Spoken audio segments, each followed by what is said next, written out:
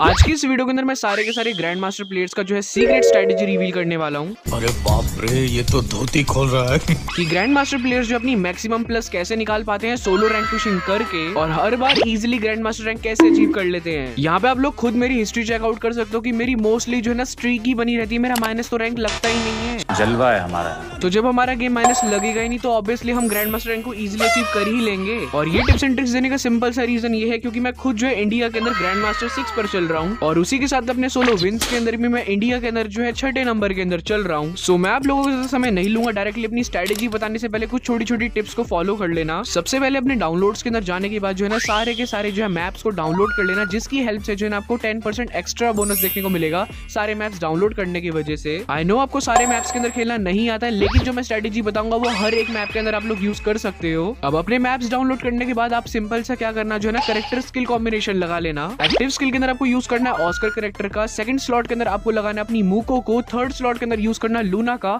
And fourth slot के अंदर आपको लगाना है हयातो को, और पेट के अंदर जो है लॉकी पेट लेना जिससे कि आप जल्दी चार्ज कर पाओगे अपने ऑस्कर कैरेक्टर को। और लोड आउट के अंदर जो है लेग पॉकेट का इस्तेमाल करना जिससे कि आप जो है बहुत ज्यादा एक्स्ट्रा एमोस कैरी कर पाओगे एंड बहुत ज्यादा लूट कर पाओगे ढंग से। बस इतनी चीजें करने के बाद आपको डायरेक्टली अपने मैच को स्टार्ट कर देना है। अब मेरा फर्स्ट मैच स्टार्ट करते के साथ ही जो है यहाँ पे अल्पाइन मैप आ जाता है जिसके अंदर आप लोग लॉबी वगैरह चेकआउट कर सकते हो। सबसे पहले जब आपका मैच स्टार्ट होगा ना, आपको सबसे पहले लॉबी को चेकआउट करना है कि बंदे कैसे आ रखे हैं, एंड उसके बाद अपना मैप देखना है कि मैप कौन सा आ रखा है। अब इस मैप के अंदर मुझे कोई भी आइडिया नहीं कि मुझे लैंड वगैरह कहाँ करना है, बस इस मैप की मैं जो आपको लैंडिंग बता दे रहा हूँ जिसकी हेल्प से आप हर मैप के अंदर लैंड कर पाओगे ढंग से। अल्पाइन मैप की ज्यादा नॉलेज ना होने की वजह से यहाँ पे मैं डिसाइड करता हूँ कि ब्लू वैली जाने का, क्योंकि उस वाली एरिया के अंदर जाना थोड़ा सा डिफिकल्ट रहेगा, एंड यहाँ पर जो है ना वहाँ पे मेरे आइडिया से कोई बंदा भी लैंड नहीं करेगा। अब इतना आइडिया लगाने के बावजूद भी, यहाँ पे इतना एक्सपीरियंस होने के बावजूद भी यहाँ पे जो है मेरे साथ में एक बंदा लैंड करता है, क्योंकि गेम जो है ना हमेशा अनप्रेडिक्टेबल ही होती है, हमें कोई आइडिया नहीं होता है कि हमारे साथ अगले मोमेंट में क्या होने वाला है। सो जैसे आपके साथ कोई भी बंदा लैंड करे ना, तो जा करके उस बंदे से जो है डायरेक्टली फाइट लेना एंड उस एनिमी को किसी भी हाल के अंदर किल करना। सो यहाँ पे जो है ना ये एनिमी इस घर के अंदर था, एंड इस लड़की के पास जो है यहाँ पे ड्रोगन थी, लेकिन उसके बावजूद भी मैंने स्प्रे दे करके इसको इजीली किल कर दिया। सो यहाँ पे इसको किल करने के बाद अब इस पूरे एरिया के अंदर मैं आराम से लूट कर सकता हूँ विदाउट एनी हेजिटेशन। होपफुली आप लोग जो है ना लैंडिंग की टिप्स एंड ट्रिक्स समझ चुके होंगे कि आपको सारे मैप्स के अंदर जो है ना थोड़े से डिस्टेंस के अंदर लैंड करना है। अब इस वाले मैच के अंदर आप लोग चेकआउट कर सकते हो कि यहाँ पे जो है मैं शीप यार्ड के अंदर लैंड करता हूँ, एंड इस मैच का मैं आपको पूरा का पूरा गेम प्ले दिखाऊंगा और एंड तक बोया लगा के भी दिखाऊंगा कि कैसे जो है मेरी स्ट्रेटेजी वर्क करती है। जिस भी एरिया के अंदर आप लोग लैंड करेंगे, उस एरिया के अंदर लैंड करने के बाद जो है ना आपको प्रॉपर्ली लूट के अंदर फोकस करना है। एनिमीज को मारने के बाद जब आपको रियलाइजेशन हो कि वहां पे कोई बंदा मेरे साथ में लैंड नहीं किया, उसके बाद जो है ना प्रॉपर्ली लूट करना यार, मतलब अच्छी जो है वेस्ट वगैरह एंड उसी के साथ में अच्छी गन कॉम्बिनेशन होना सबसे ज्यादा इंपॉर्टेंट होता है। अब अगर मैं बात करूं गन कॉम्बिनेशन की, तो आप लोग जो है ना SG-MO की गन यूज कर सकते हो अपने शॉर्ट रेंज के अंदर, और बिजॉन का भी इस्तेमाल कर सकते हो SMG के अंदर। और यहाँ पे जो है ना मेरे साथ में एक और बंदा लैंड किया था, जो कि मुझे थोड़ी देर के अंदर पता चलता है क्योंकि मैंने वाइब्रेशंस ऑन कर रखी थी, एंड ये एनिमी ने जो है ना देखते ही देखते मुझे फिनिश कर दिया। अब जब आप लोग जो है किसी भी एनिमी से स्टार्टिंग में मर जाओ, क्योंकि हर बार ऐसा मैंडेटरी तो है नहीं कि आप लैंड करोगे एंड आप उस बंदे को मार ही दोगे, बात तो सही है, हो सकता है आप लोग वहां पे मर जाओ। अब मरने के बाद जो है ना आप दोबारा से वहां पर उसी अपनी लूट के ऊपर गलती से भी लैंड मत करना, क्योंकि वो बंदा ऑब्वियसली वहीं पर होगा थोड़े से डिस्टेंस के अंदर, एंड वो दोबारा से आपको किल कर देगा, और उसके बाद जो आप रिवाइव भी नहीं हो पाओगे, क्योंकि स्टार्टिंग फर्स्ट जोन के अंदर ही आपको पूरा पूरा रिवाइवल देखने को मिलता है, जिसकी बजाय आप जो है ना थोड़े से डिस्टेंस के अंदर लैंड करके थोड़ी बहुत लूट वगैरह कर सकते हो एंड उस एनिमी के ऊपर रश मार सकते हो वापस से। अब मेरे केस के अंदर भी ना सेम सीन होता है, वो बंदा जो ना यहीं पे थोड़ी देर होल्ड कर रहा होता है मेरा, एंड देखते देखते जो है ना यहाँ पर मैं उसको एनिमी को आते के साथ ही इजीली फिनिश कर देता हूँ, एंड प्रॉपर्ली इसी एनिमी से अब मेरे को लूट भी देखने को मिल जाती है। यहाँ पे आर्सेनल की वगैरह भी मुझे इसी बंदे से मिल गई। सो लाइक यहाँ पे मैंने किल कर लिया एंड अपनी लूट पे वापस आकर के मैंने लूट भी कर ली, क्योंकि मेरी यहाँ पे ट्रोगन छूट गई थी, एंड ट्रोगन लिटरली बहुत अच्छी चल रही है। अगर आपके पास गन स्किन नहीं है उसके बावजूद भी आप लोग ट्रोगन का इस्तेमाल कर सकते हो, लूना है आपके पास इस वजह से। अब शिपयार्ड वाले एरिया के अंदर मेरी प्रॉपर्ली लूट हो गई थी, एंड शिपयार्ड के अंदर जो है ना मैं मोस्टली लैंड करता हूँ अपने केप टाउन के अंदर। आप लोग वहां पर भी जा सकते हो, वहां पे भी आपको बंदे वगैरह देखने को नहीं मिलेंगे।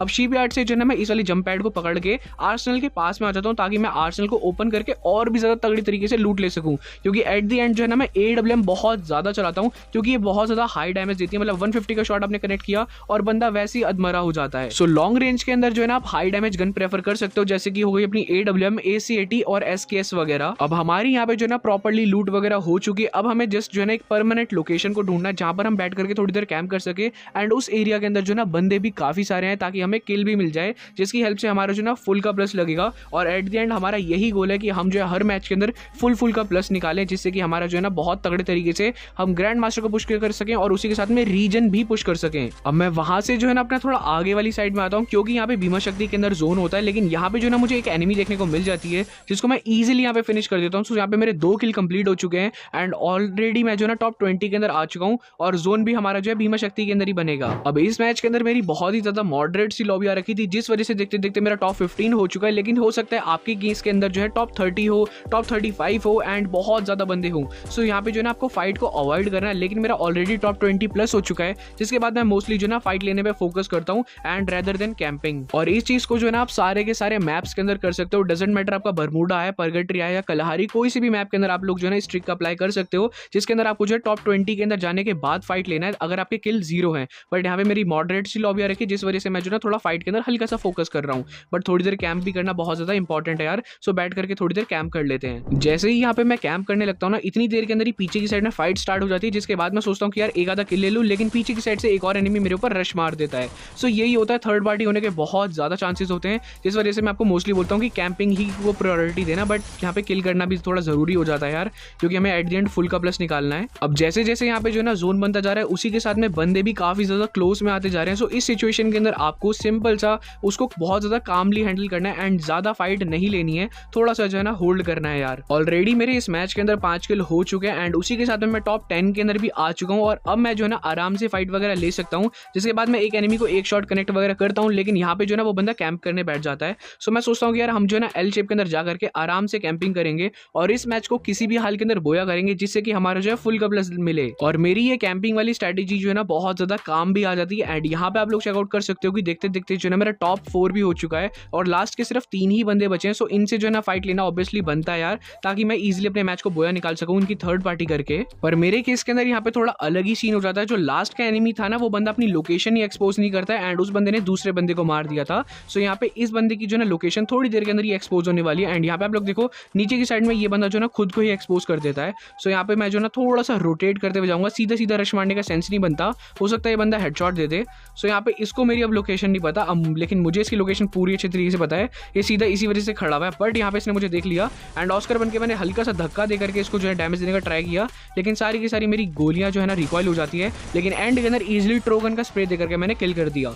सो इस मैच को इजीली मैंने बोया तो लगा लिया। बट आप लोग सोच रहे होंगे कि ओशान भाई हम शॉर्ट रेंज के अंदर फाइट कैसे ले, वो भी हमें बता दो। सो चलो यार मैं शॉर्ट रेंज के अंदर जो आपको फाइट लेना भी सिखा देता हूँ। शॉर्ट रेंज फाइट दिखाने से पहले आप लोग यहाँ पे चेकआउट कर सकते हो, मेरा अगेन जो है बॉट सा लॉबी आ रखा है, मतलब बहुत ही ज्यादा एवरेज सा लॉबी आ रखा है। अगर इसकी ट्रिक देखनी है तो इस वीडियो के ऊपर एटलीस्ट 10 के लाइक कंप्लीट करवा देना, मैं इसकी जो है ट्रिक रिवील कर दूंगा। अब मैं आपको शॉर्ट रेंज फाइट लेना सिखा देता हूँ। इस मैच के अंदर भी जस्ट अभी मैं लैंड किया हूँ, लेकिन मुझे इतना पता है कि मेरे साथ में कोई बंदा है। सो यहाँ पर आप लोग चेकआउट करो, इस बंदे को मैंने जो है अपनी पैराफल से मार दिया। मेरे पास कोई भी शॉर्ट रेंज गन नहीं थी, लेकिन उसके बावजूद भी मैंने इस एनिमी को किल किया जस्ट बिकॉज ऑफ कॉन्फिडेंस। अगर यहाँ पे मैं डरता, अगर मैं हल्का सा भी यहाँ पे हिचकिचाऊंगा ना कि यार यहाँ पे हो सकता है ये बंदा मुझे मार दे, या फिर हो सकता है यार स्टार्टिंग के अंदर ही मेरा गेम खत्म हो जाए, सो अगर मैं इस माइंडसेट के साथ खेलूंगा ना तो डेफिनेटली यार मेरा माइनस लगेगा ही लगेगा एंड यहाँ पर मेरा प्लस लगने के चांसेस भी बहुत कम हो जाएंगे। पर कभी कभार जो है ना कॉन्फिडेंस के साथ में स्ट्रेटेजी आना भी बहुत ज्यादा जरूरी होता है। अब यहाँ पे आप लोग चेकआउट करो कि एक एनिमी जो है ना फ्रेंड्स के पीछे छुपा हुआ है। मैं सिंपल सा क्या करता हूँ ना, जो मैं उसको हल्का सा उछल के जो है डैमेज देता हूँ, जिससे कि मुंह का ये मार्क हो जाता है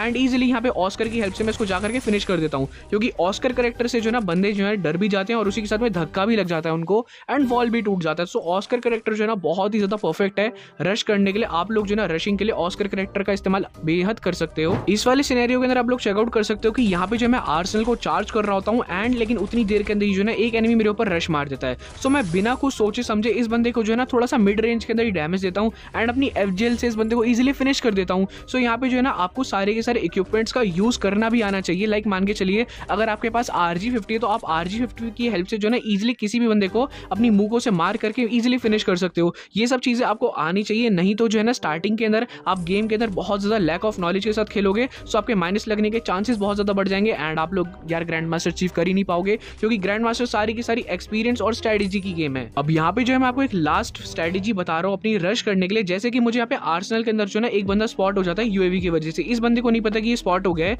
लेकिन फटाफट से मैं इस एनिमी के ऊपर जो है ना रश नहीं करता हूँ, पहले थोड़ा सा होल्ड करता हूँ, लेकिन उसके बाद मुझे रियलाइज होता है कि इस बंदे के पास ढंग की लूट नहीं है, जिसके बाद मैं बिना कुछ सोचे समझे उसको ट्रोगन से फिनिश कर देता हूँ। मतलब अगर आप लोग ज़्यादा सोचोगे ना, अगर आपको लगता है कि यार सामने वाले बंदे के पास वेस्ट होगी, ये होगा वो होगा, तो उन केसेस के अंदर जो है ना मोस्टली आप जो है आप ही मरोगे, क्योंकि यहाँ पे जो है ना सिर्फ आप ही नहीं डर रहे हो, एनिमीज भी डरते हैं आपसे फाइट लेने से। इन्हीं सब ट्रिक्स की हेल्प से जो है ना आप खुद को रोकोगे भी नहीं रश करने से, एंड थोड़ा सा जो है ना पेशेंस भी सीख जाओगे रैंक पुशिंग के अंदर, क्योंकि पेशेंस का भी ये सारा का सारा गेम है। अगर रश करना आना चाहिए सो पेशेंस भी करना आना चाहिए। सो मैंने आपको दोनों चीजें सिखा दी, एंड होपफुली आप सारे मैप की स्ट्रेटेजी समझ चुके होंगे कि आपको लैंड कहाँ करना है, क्योंकि लैंडिंग जो है ना हमारे गेम को 50% ईजी बना देती है। सो लैंड करना आपको बहुत अच्छे तरीके से आना चाहिए। बात तो सही है। हर मैप के अंदर जो है ना अच्छे से मार्किंग करके लैंड किया करो, पूरी की पूरी स्ट्रेटेजी बना करके कि आपको कहाँ से जोन रोटेट करना है। सो होपफुली आपको ये वीडियो देखने में मजा आया होगा, एंड वीडियो के अंदर मैंने काफी काम किया है, तो यार आपको होपफुली अच्छी ही लगी होगी। तो वीडियो के अंदर कुछ भी अच्छा लगा तो प्लीज वीडियो को लाइक करके चैनल को सब्सक्राइब कर दो, थोड़ा सा मोटिवेट मैं भी हो जाऊंगा। मैं मिलता हूँ आपसे अब अगली वीडियो के अंदर, तब तक के लिए till then take care, bye bye. ताड़ी मार हंसदे जो टल्ले थोनू दस दे जो गुड्डी चढ़ी मगर होए आपे मेरी भैन के खिंची चल कम कोई सकदा नहीं।